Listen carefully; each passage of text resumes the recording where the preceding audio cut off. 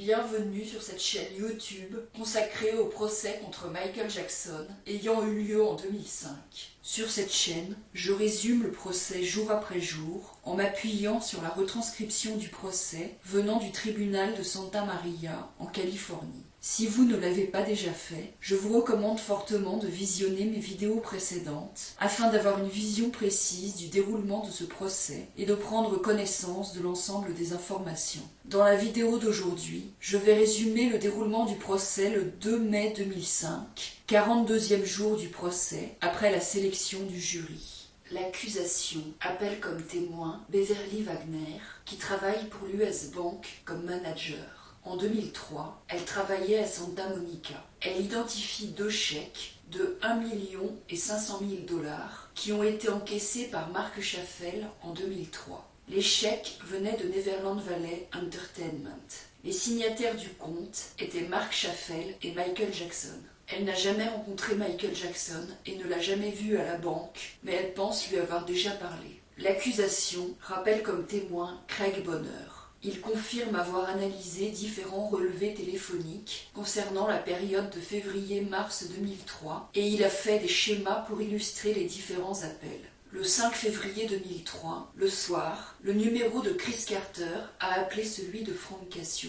L'appel de la suite présidentielle de l'hôtel Turnberry chez Jay Jackson a eu lieu le matin du 5 février 2003. La suite était réservée sous le nom de Fred Massey. Le 6 février, le numéro de Frank Cassio a appelé 3 fois le numéro d'Evie Tavaski dans l'après-midi et la soirée. Le numéro d'Evie Tavaski a appelé celui de Jay Jackson après un appel de la suite présidentielle au numéro de Jay Jackson. Le 6 février, un schéma montre 19 appels entre le numéro de Frank Cassio et celui de Mark Schaffel.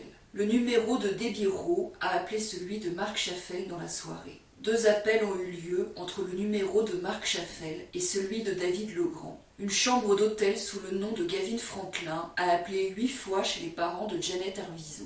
Le 7 février, il y a eu 2 appels entre le numéro de Frank Cassio et celui d'Evie Tavaski et 2 appels entre le numéro de Frank Cassio et celui de Mark Schaffel.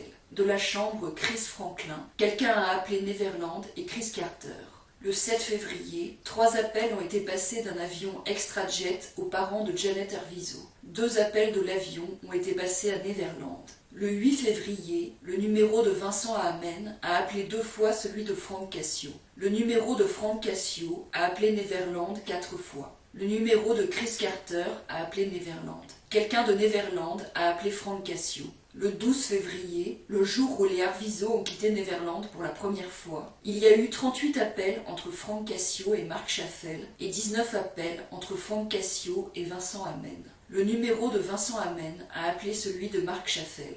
Le numéro de Frank Cassio a appelé celui de Vincent Amen, puis le numéro de Frank Cassio a appelé celui de Chris Carter. Ensuite, Frank Cassio a rappelé Vincent Amen. Mark Schaffel a appelé Frank Cassio. Mark Schaffel a appelé Anne Kite. Frank Cassio a appelé Mark Schaffel. Frank Cassio a appelé Chris Carter. Frank Cassio a appelé Neverland. Frank Cassio a appelé la firme de Mark Geragos. Frank Cassio a appelé 2 fois Evie Tavaski. Frank Cassio a appelé Mark Schaffel. Il y a eu un appel entre Evie Tavaski et Hamid Mosley.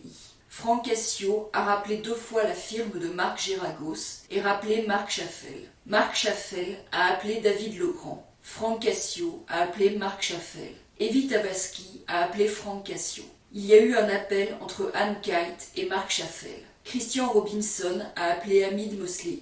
Le soir, quelqu'un chez les parents de Janet a appelé Aja Prior. Le 13 février, Anne Kite a appelé 4 fois la firme de Mark Geragos et il y a eu 5 appels entre elle et Mark Schaffel. Mark Schaffel a appelé Neverland. Mark Schaffel a appelé Anne Kite. Chez les parents de Janet, quelqu'un a appelé 3 fois Aja Prior et 2 fois Frank Cassio. Il y a eu un appel entre Frank Cassio et Evie Tavaski. 12 appels ont eu lieu entre Vincent Amen et Frank Cassio, dont 11 dans l'après-midi et la soirée. Le 14 février, Mark Schaffel a appelé Hamid Mosley.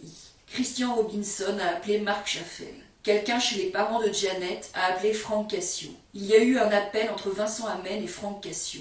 Il y a eu 4 appels entre Frank Cassio et la maison des parents de Janet. Il y a aussi des appels entre la maison des parents de Janet et Aja Prior. Il y a eu un appel entre David Legrand et Anne Kite et 2 appels entre Anne Kite et la firme de Marc Geragos. Le 15 février, Frank Cassio a appelé 5 fois la maison des parents de Janet. Et il y a eu 14 appels entre le numéro de Jay Jackson et celui de Frank Cassio. 8 étaient de chez Jay Jackson à Frank Cassio. Frank Cassio a été appelé une fois de chez la maison des parents de Janet. Frank Cassio a appelé la firme de Marc Geragos et il y a eu un appel entre lui et Marc Chaffel. Il y a eu 3 appels entre Frank Cassio et Evie Tavaski. Vincent Amen a appelé Frank Cassio. Frank Cassio a appelé 2 fois Marc Chaffel. Frank Cassio a appelé Vincent Amen. Quelqu'un à Neverland a appelé Frank Cassio. Le 16 février, le numéro de Jay Jackson a appelé Frank Cassio et Frank Cassio a appelé chez Jay Jackson.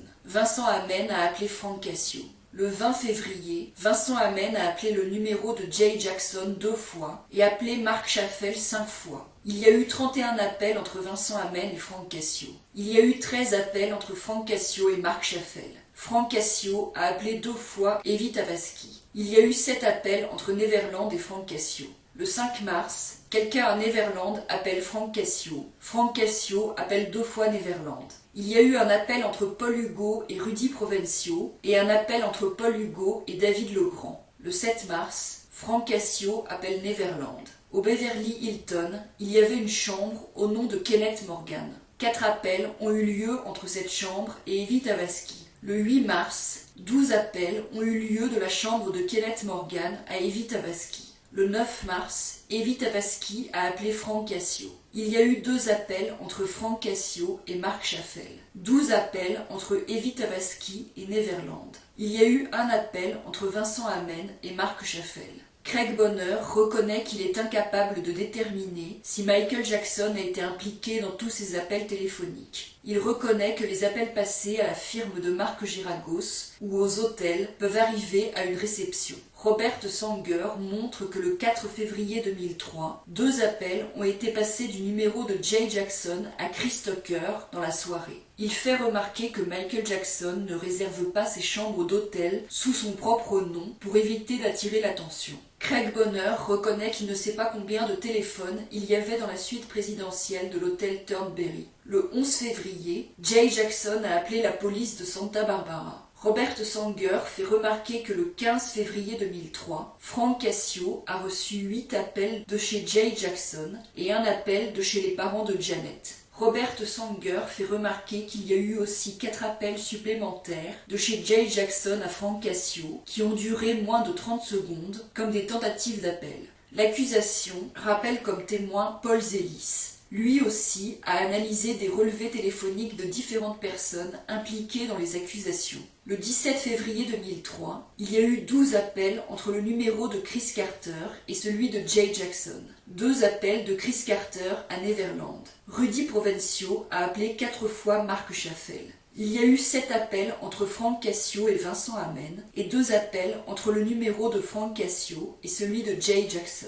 Le 18 février, le numéro de Jay Jackson a appelé celui de Chris Carter. Il y a eu un appel entre celui de Jay Jackson et Frank Cassio. Il y a eu 2 appels entre Frank Cassio et Vincent Amen et un appel entre Frank Cassio et Evie Tavaski. Le 19 février, il y a eu des appels entre Rudy Provencio et Marc Chaffel et entre Christian Robinson, Vincent Amen et Marc Chaffel. Il y a eu 3 appels entre Vincent Amen et Hamid Mosley et 3 appels entre Vincent Amen et Jay Jackson.